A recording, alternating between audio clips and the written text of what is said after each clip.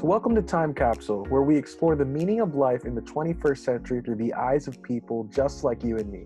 I'm Joerenz, and today we have Demetrius George, a comedian, writer, and YouTuber. Welcome, Demetrius. How you doing?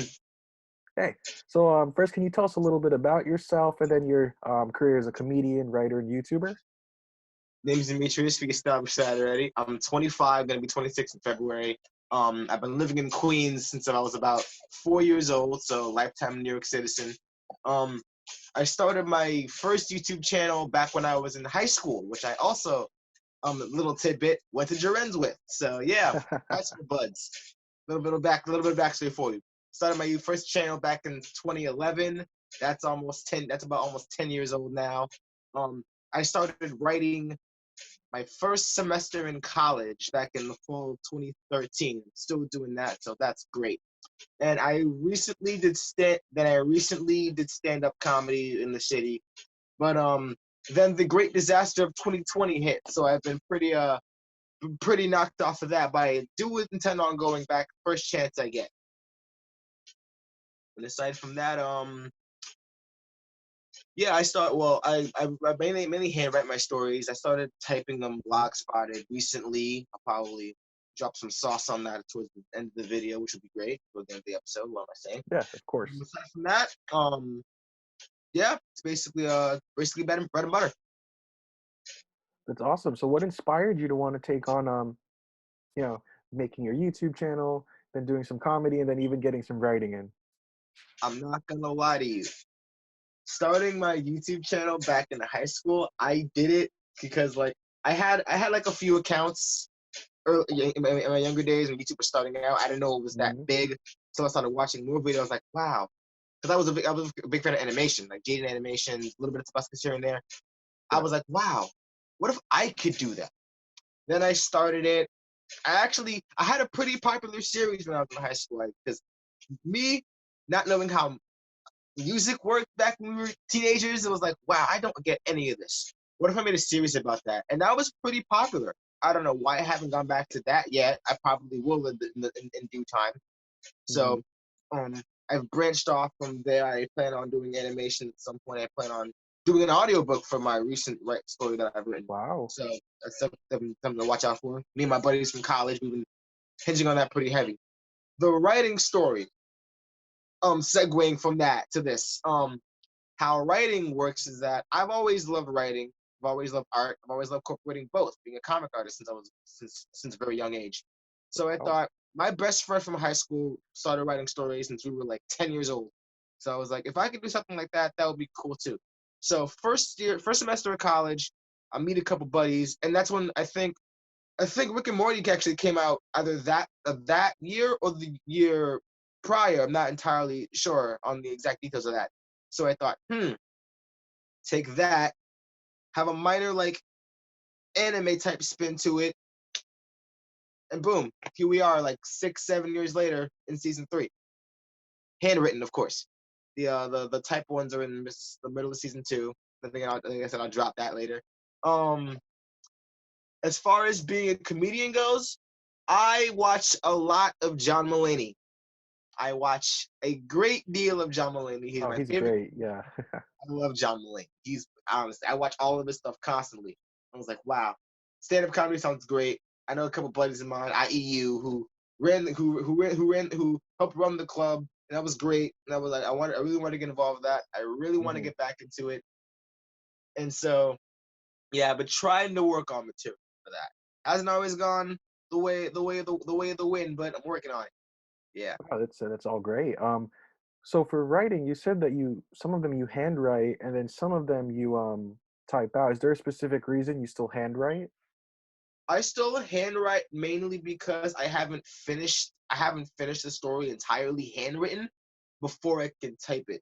Because in a sense, I thought handwriting it would be a concrete way to show people like on a daily basis socially that this is what I'm doing. Here is the original source to it.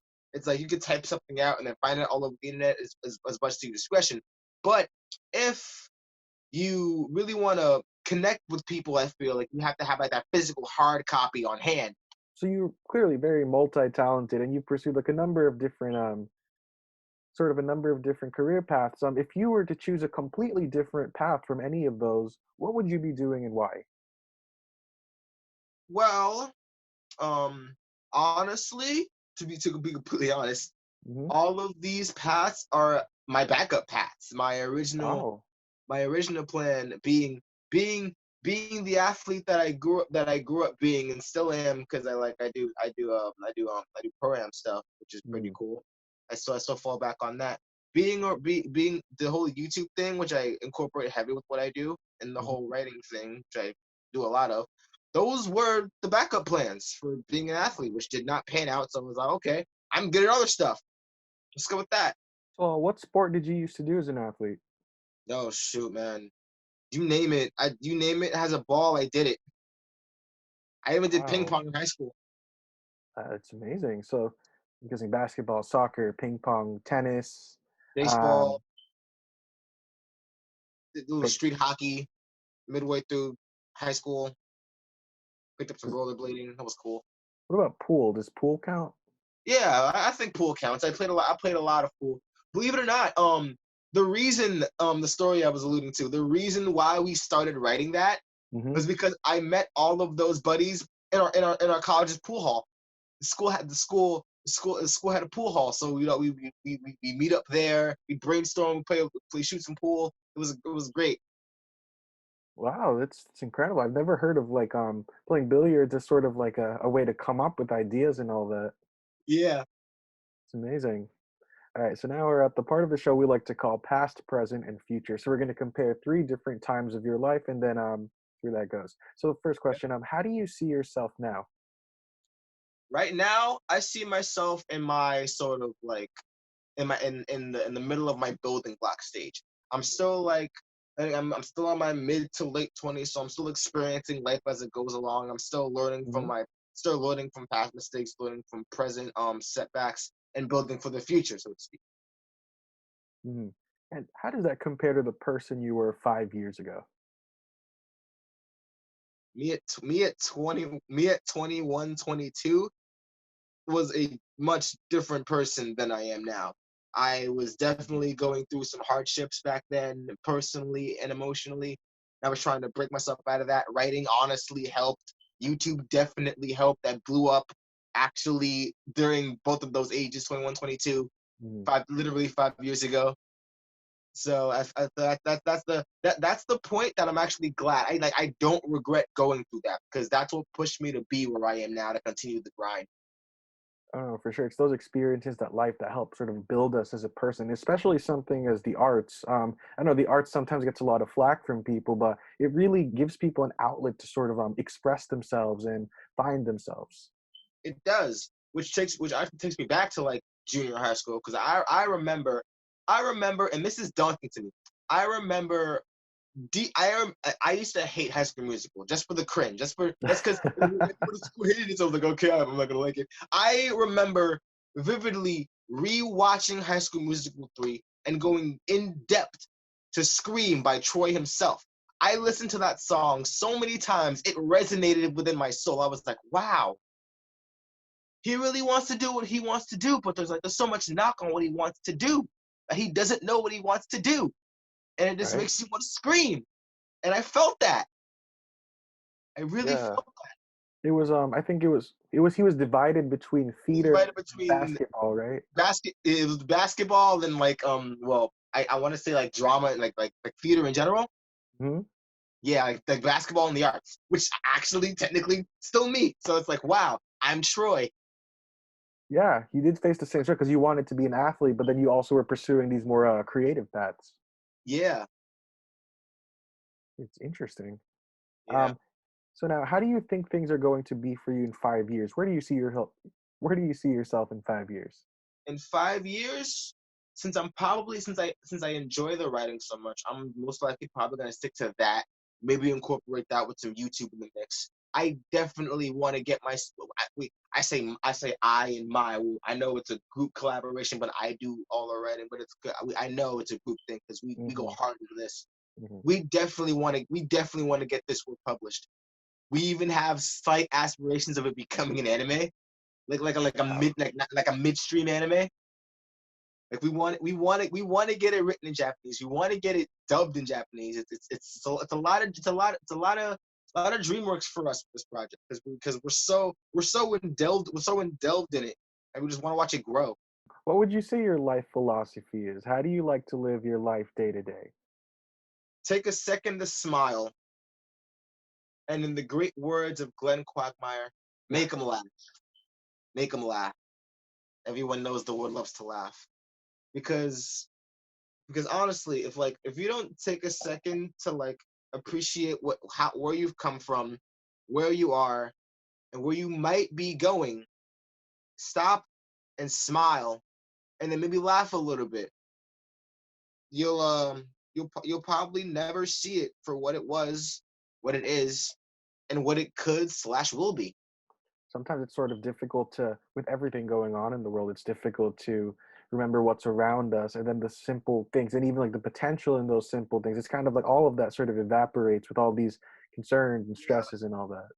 It's like you take that little bit of it's like you have a little droplet of simplicity, and then it just gets overwashed by complexity to the point where you don't even see it the way it used to be anymore. It's true. So what would you say you're grateful for in your life?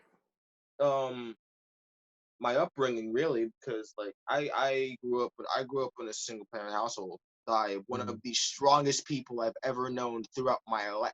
I was raised by two incredibly strong women, and I could not be any more grateful for that.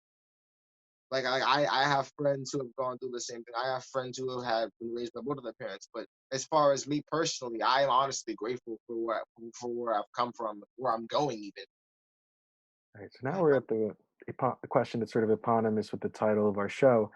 If you were to leave something in a time capsule for people to dig up 100 years later, what would you put in there and why? I would put in there a box of colored pencils, a picture of me, and if I ever do come across it, the hard copies and handwrittens of every story and every bit of meaningful art I've ever done in my life, Hmm. as a message of this is me, this was me, this was my legacy. Here it is. I lived in a world where art was an expressive medium that everyone could understand and hopefully will still be understood. Yeah, that'll definitely be important. Art has evolved and changed so much over the years, like all those different styles. You have the Renaissance period, and then you have a more sort of modern art now these days.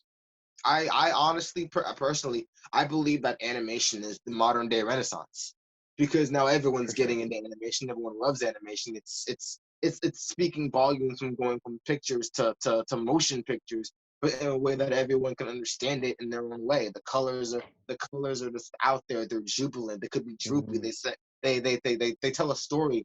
There's like all these different emotions and meanings that you can grab and hold on to, and then it can hold a certain detriment to your own personal being. All right. So, is there anything else you want to add to tell our viewers, maybe about some of your upcoming projects, or like fill us in on like things you have upcoming on your channels? Yes. Okay. So plug time. Beautiful. Currently over. If you have Wattpad, go over to Jordan Writes. That's capital J. Everything. Well, yeah. I think the J and the W are uppercase. Jordan Writes. JORDYNN Writes. WRITEZZ. And I basically just have the two books up there. That's Dem George Mad Scientist season 1 and 2, which is still in progress. Hmm. Um, Shoot, what else do I want to plug in there? Because finding my channels by itself is a commodity. If you do want to look for the main YouTube channel, that's Daxona13, DAXXONAH, the numbers 1 and 3. I do stuff there. I also have a new channel, Dreamo Supremo, which is my Instagram name. That's lowercase DREAMO, capital S, and then lowercase UPREMO. If you do find the time to figure out the spelling on that, that'd be wonderful. All right. Yeah, we'll definitely make sure to have it in the description. So, for your YouTube channel, what can people expect to find on there? Lots and lots of probably funny content that I'm sure it's involves funny. this space. A lot of my recent stuff, which is sports centric, which I'm sometimes a little ashamed of. That I realize, like, wait, no, I worked hard on this. This is what I want to do. I'm doing it. Yeah. Yeah. I have some other stuff here and there. I do have a gaming channel also, but it's like the complications of that name are iffy. I'll send you the link so you can put that in the description. Yes, I said it. Link in the description. Can't And do so that. gaming, do you also have a Twitch channel that people can follow? Uh, I think I do. I think I do. Alex Fly 25, all lowercase. Yeah. Yeah, Alex Fly 25. ALEXFLY 25. So I have to ask, for your different usernames, some of them have your name in it, and others of them have like I think you said Alex. It has Alex for Twitch, and then I think for your Wattpad it was a Yeah. another name. Is there Yeah. any Well, reason for the different names? yeah. Honestly, and well, being that this is another slight bit of my personal story, when you're diagnosed with split personalities in junior high, it sucks when you're young, but when you get old, you kind of embrace it. So it's like, yeah, different names for different parts of you, that's fine. Well, then again, Alex is part of my middle name, but my middle name is Alexander. Jordan, which is actually the girl spelling of Jordan, Jordynn, is like the more rough and tumble aggressive side of it. Because me knowing who I am, I'm more like soft, I'm mellow, I'm chill out, Hmm. very, very, very, very laid back kind of guy. And it's like JoJo is like almost the complete opposite of that. It's like, yeah, I'll see something, I'm gonna want to go after it. I have this goal I want to pursue. I'm gonna hit it hard. You mentioned that you'd been diagnosed with multiple personalities. I don't mean to pry a little, so you don't have to talk about this if you don't want to. No, But it's could you cool. maybe tell us a little more about sort of being diagnosed and your experience and dealing with it? I always being as young as I was, I always thought that that would end up being a problem. It's like, well, yeah, there are different parts of my personalities that just strand off from like the major part of me. Hmm. Everyone's got their bugs, and it's like, this is just one of mine. And I'm honestly, as I got older, I wasn't ashamed of it, because as you learn and as you grow and do research on your condition, you realize that there are other people going through the same thing you are, and so you're not completely alone in this journey. So I would do my best to cope with it. Maybe eventually I'll like try to like reach out to other people who like have the same things and like kind of like share experiences or whatnot. But it's like, when you look at something like that, you feel like you might be alienated for it, but in retrospect, there actually might be some people out there, or groups of people, who actually embrace you Hmm. for going through your struggle, fighting through it, and then eventually embracing it. It's kind of like the I want to say the 5 stages of like the 5 stages of, I want to say, grief. Maybe I don't know if that's the exact name, but you have like acceptance being the big part of that. Yeah. When you get around to accepting it, it's you like it. You feel whole. You feel like you know you've come to terms with it, and that it's not all that bad. Well, thank you for your bravery and for telling us about it. It's incredible. Of course. All right. Well, Demetrius, thank you so much for being a part of our time capsule, and thank you to our viewers for watching. Tune in again next week to meet another amazing addition to our time capsule.